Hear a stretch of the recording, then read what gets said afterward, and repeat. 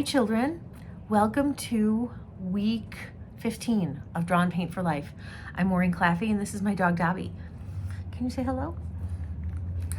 We are going to be talking about a color that I never thought I would want to talk about, the color of my dog, which is gray. But it's in our paint box and it's our color of the week. So we'll be looking at warm gray, and it's so interesting. One of the reasons I love to teach is because I'm always learning. And this week, I actually learned to love the color warm gray. So we're also looking at the work of an Italian artist whose name I'm going to mispronounce. It's Amedeo Modigliani, I think.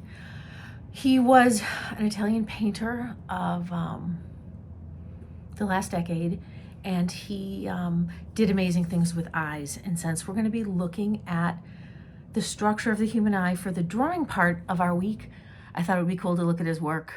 It's actually really captivating. I hope you enjoy the video. And remember that in most places in the world, the eyes are considered the window to the soul. What do you think, Dobby? Can't you just look, don't you just look in your animal's eyes and know that their soul is in there? Look at his eyes. So the eyes are the key to the soul. So this week, maybe you could remember to look in the eyes of the people that you love and connect with them there deeply and truly. So here we go with some color mixing, a little demonstration on drawing eyes, and a video about our artist of the week and a wrap up. Look very forward to seeing you. Thanks so much for making art. You're amazing. You really are amazing. One last thing, don't get stuck in that place of it has to be perfect and it has to look like a photograph. It's really easy to do that with things that are around the human body, the face, the eye, the figure, because we look at it all the time. Our brain is always calculating the proportions. So we take it to paper, and it's a really easy place to be very hard on ourselves. The skill of realism takes a long time, or it takes maybe not so long, but it takes focus. So if you're in the beginning stages of learning, please be super gentle with yourself.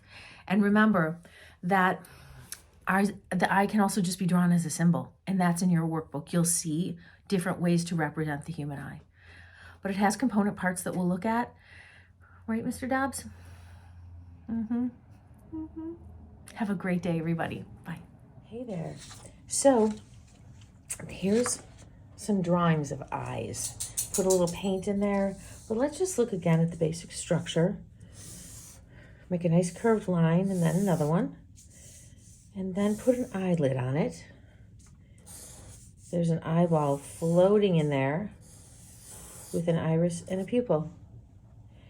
And then we have eyelashes. I don't know about you, but I love big eyelashes, and I love when they curve. So go ahead and put some eyelashes on. You can put some down here too. And I guess it would be up here. We'd have our eyebrow. But play with it. You know, here, like this, you can make eyes that are just suggestive of what the eye is. And then maybe you're going to add a lid here. It can be whatever you want it to be.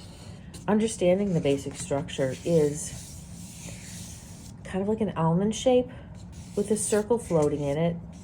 We've got the inner part of the eyelid here, and essentially 1, 2, 3, and then a circle, and an iris and a pupil.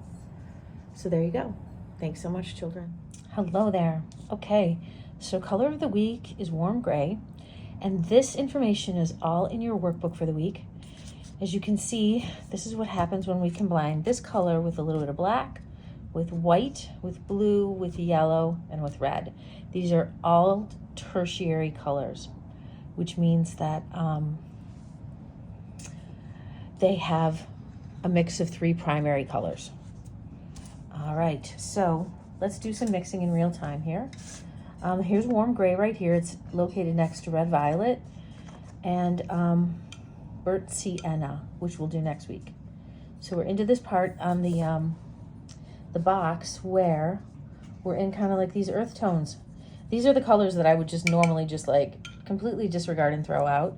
but teaching them to you has actually taught me to use them and respect them, and I'm actually becoming quite fascinated with them. So thank you for that. Thank you, children. So here it is with a little bit of black. That was a little probably heavy on the black. Let's see if we can pull that out a tiny bit. The black seems to kind of have overwhelmed it there. Okay. So it just becomes like a little bit more charcoal with a brown undertone with black. Here is warm gray. Now it's called warm gray because it has a yellow undertone. Okay, so it's what warm gray really means: black and white together with a teeny tiny bit of yellow. There are cool grays that have a little bit of blue, and then there are other grays that have a tiny bit of red. So, okay, here it is again, and here it is with white. It doesn't change a ton with white, but what happens when you add white to transparent watercolor is it becomes something called gouache. And I know I've told you this before, but I'm going to tell it to you one more time. It's Gouach. Okay, so that's a combination of watercolor and white cassime, okay, which is this right here. It's also called Chinese white. It's called zinc white, titanium white. There are all these different shades of white as well. But when you combine it with watercolor, it takes away the transparent nature of it. It's almost like a tempera paint that you might use in the classroom with your art teacher. So here is warm gray with one of my very favorite colors. It's not really like a soul color for me, but it's like, I have so much admiration for ultramarine blue because it just brightens anything that you put it with. Puts it with like, it's just an amazingly versatile color. So, and again, pardon me, depending on your proportions, meaning how much you put in, you can get like a huge variety of blue grays combining those two. Pardon me. So much of it is getting used to what rolls off your brush. A little bit more warm gray here. And I'm going to put it with yellow. Goes kind of brown, almost like a greeny brown, which is really beautiful. And the last color we're going to put it with, which will be up here, is red. And I'm going to pick this blue red. It's alizarin crimson. See what happens there. It's kind of like a smoky red. Really cool. Lots of people love tertiary colors. I've never been crazy about them. I love the primaries and the secondaries. But there's a lot of beauty here. I'm going to use just a little bit of this orange red, this cadmium, with it to see what happens. I love the combination of that. Really stunning. So you can see when you use an orange red, you get a slightly different tone than when you use a blue red. And I'm going to label these for you again. So this is what happens when you combine it with yellow. It's almost like slightly olive green. Amazing. This is this gorgeous kind of charcoal blue. So this is with ultramarine blue right here. This is what happens when you mix it with white. And again, it becomes a gouache, which is sold in tubes. There's a whole line of watercolors called gouache. And it's actually not watercolor because it's no longer transparent. But if you run across it in the art supply store, you'll know what it is. Then this is with kind of like a tomato red or cadmium red. Okay. And this is with a blue red, alizarin crimson. Right? And then this is your straight up cool warm gray straight out of the watercolor box. So really what I'm hoping that you'll understand is that within this little teeny tiny box of watercolor, actually it's not that small, but there is a myriad of colors. I would say like there's probably infinity in this box of color. So, and once you get to learning digital skills, you'll see how all of that information is contained on a wheel inside of a digital tool like Photoshop. So, or within your very own sketch box on your iPad. There's nothing quite like looking at a portrait by Modigliani, and this is not because they are exceedingly beautiful, but because they are so strange.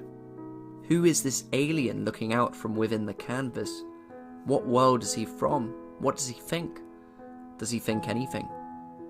And what did Modigliani see in a peasant from Nice in 1919 to represent him in this way?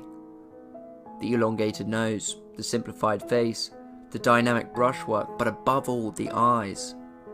The blue eyes that are the same colour as the background, as though you can see through the holes where his eyes should be to the wall behind. It is said that the eyes are the windows to the soul. Without them, it is impossible to tell if this boy has one. I am desperate to understand those eyes.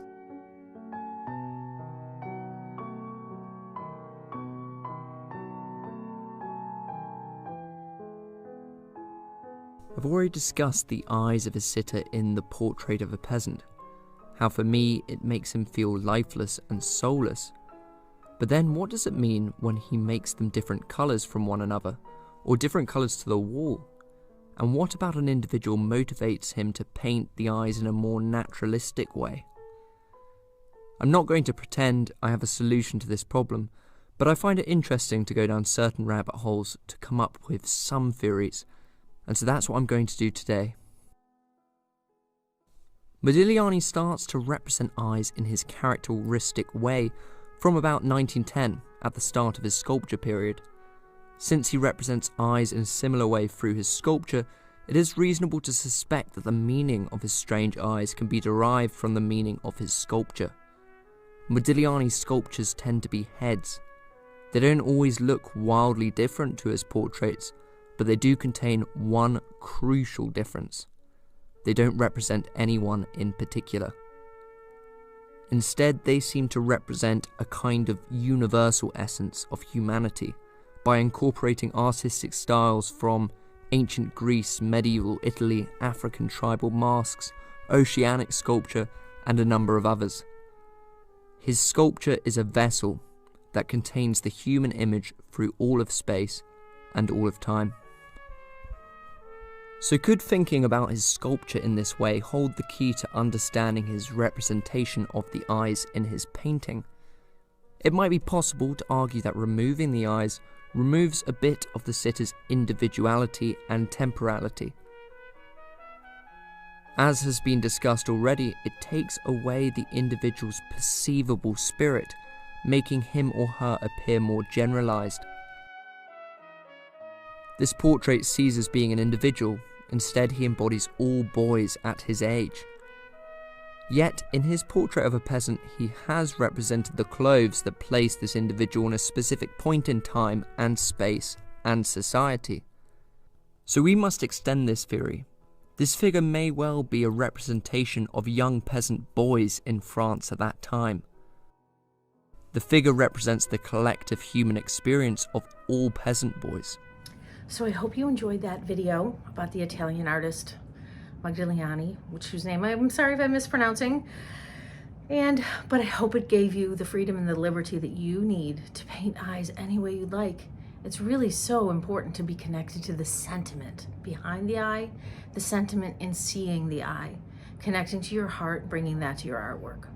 Thank you, children. Have a beautiful, beautiful day. Thank you for making art. The world needs you. Needs your beauty, it needs your light, and thank you for showing up. See you soon.